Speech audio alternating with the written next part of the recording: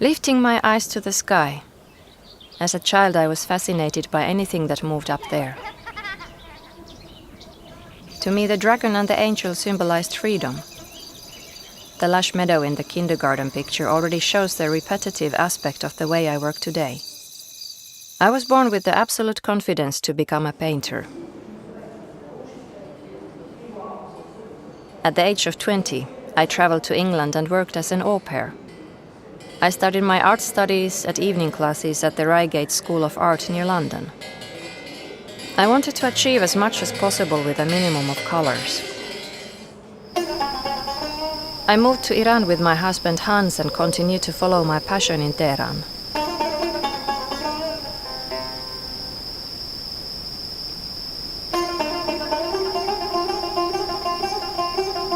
The desert in Iran was something completely new to me.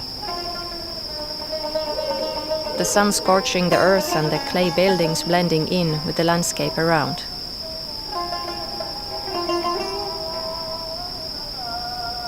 I stretched my arm out of the window, grabbed twigs directly off the tree, and dipped these into my ink pots.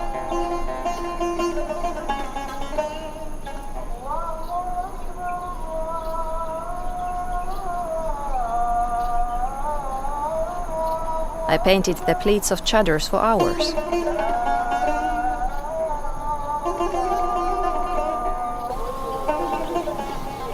The veils could only be dropped inside the home.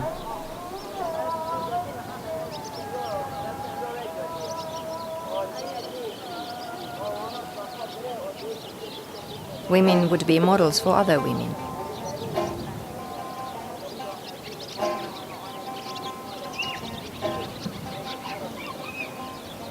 I only started to enjoy bargaining after I learned to speak Farsi. I found the colorful fruit stands and patched tarpaulins interesting.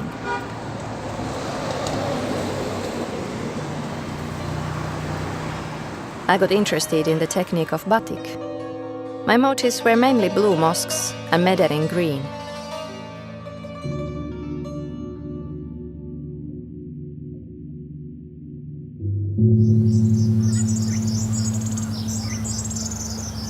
I rediscovered my native village and its tiled roofs and golden fields through painting.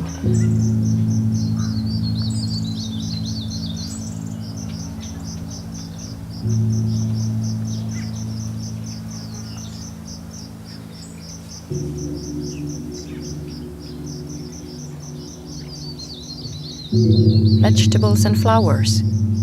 Most of our food came from our own garden.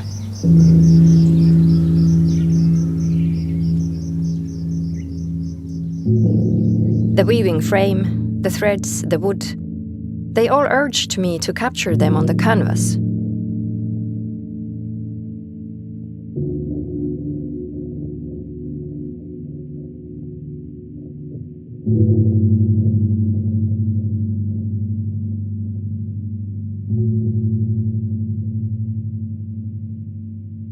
Neighbor Hedy always wore a patterned tunic, and she knitted for her grandchildren.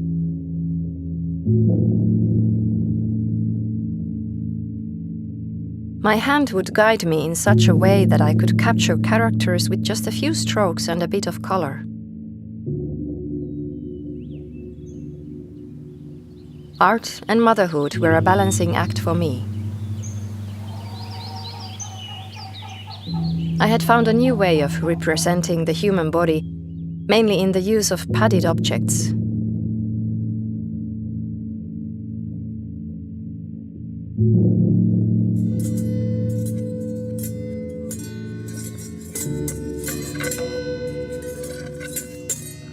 My artistic drive was in no way dictated by a feminist view on the role of women.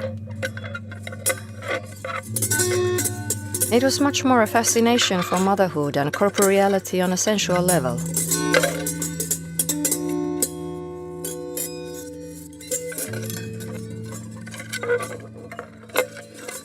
With its mechanics, I wanted to express the challenge of being an artist, wife, and mother at the same time. Although female corporeality was an object of my study, these pieces of work did not have any feminist connotation.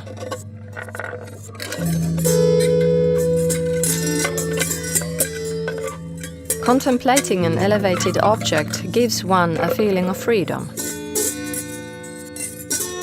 The imagery of the ladder was to later appear in my watercolors and my so-called Stecklibilder, the pictures where I used twigs as a paintbrush.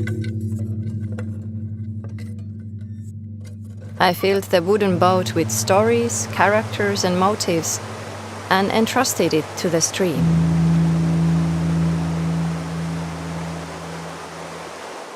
Alone with my art for the first time. In Paris, I visited exhibitions and went to concerts. The painting Gasmaske was created after a demonstration in the 3rd arrondissement. Living in Paris let my creativity and fantasy take off.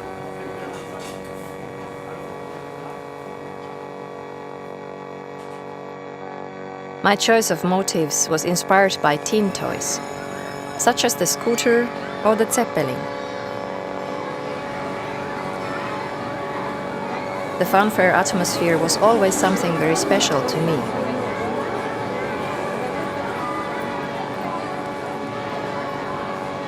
The visits to the Jardin des Plantes, the Natural History Museum, or the Galerie de l'Evolution were very stimulating. I was amazed by the sight of human bodies and other creatures preserved in spirit.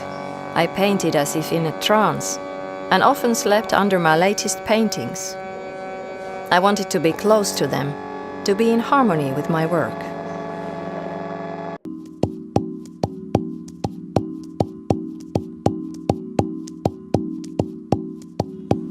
Life was crazy in Hong Kong. The cars, the planes and helicopters up in the sky and the markets. All these impressions. My head was a sketchbook. The pictures and the motifs increased in size. It shimmers on the canvas, as it does in my head.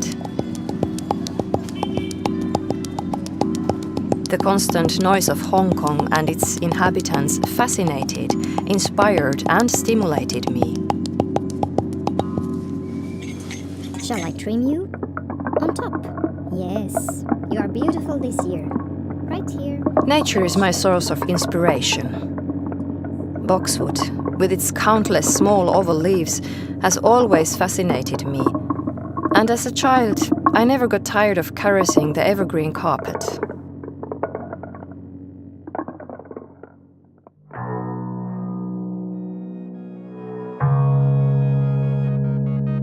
While single motifs used to dominate the broadsheet, a whole variety of figures now populated the canvas.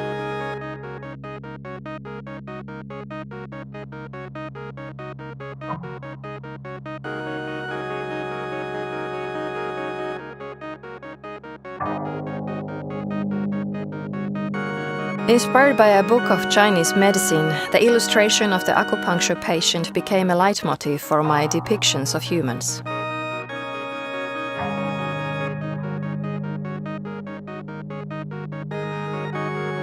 People were always at the heart of my work. They are part of a big whole.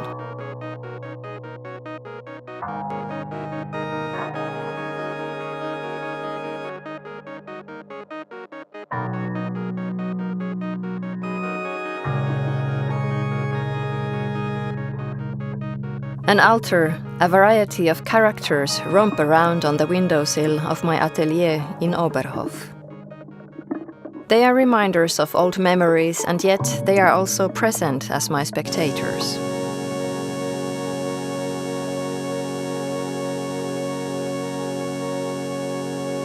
Acrylic glass gave me the freedom to set an object in a three-dimensional space.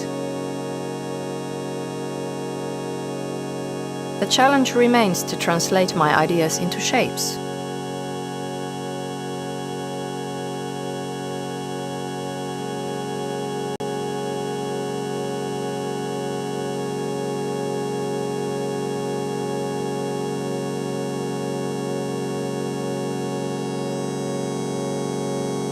The painted plates of acrylic glass were first heated in an oven and then blown like a soufflé.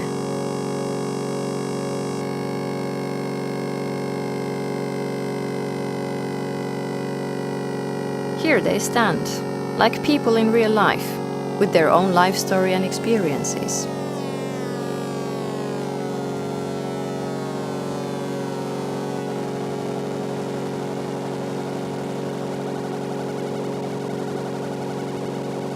I always go my own path, as freedom is very important to me.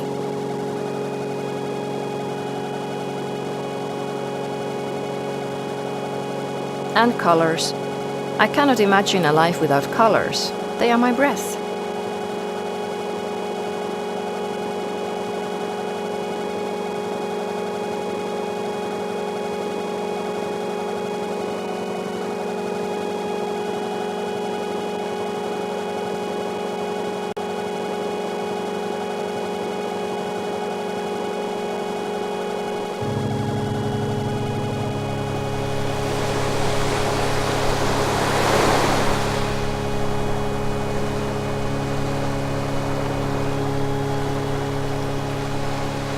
In Cannes, I feel the charm and liveliness of things more intensively. I stand here facing the cedars, magnolia, palm trees, walnuts and eucalyptus, and I know why the Impressionists were raptured by the magic of the Côte d'Azur. Leaning out of the window in the evenings, I see the palm trees turn into fireworks in the setting sun. In February, the mimosa trees come into spectacular bloom in the south of France. The days are cool, but for me it's the nicest time of the year in Cannes.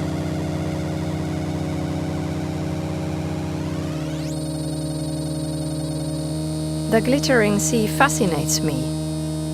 A sparkle of what could be tiny glass beads twinkling and dancing in the bright sunlight. Clouds and waves are so close I can ride on them.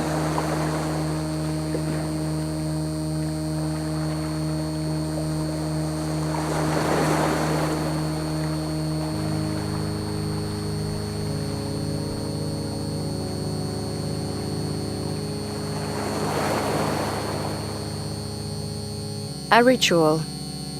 Every year, I place hyacinth bulbs on glasses and enjoy watching the snow-white roots grow.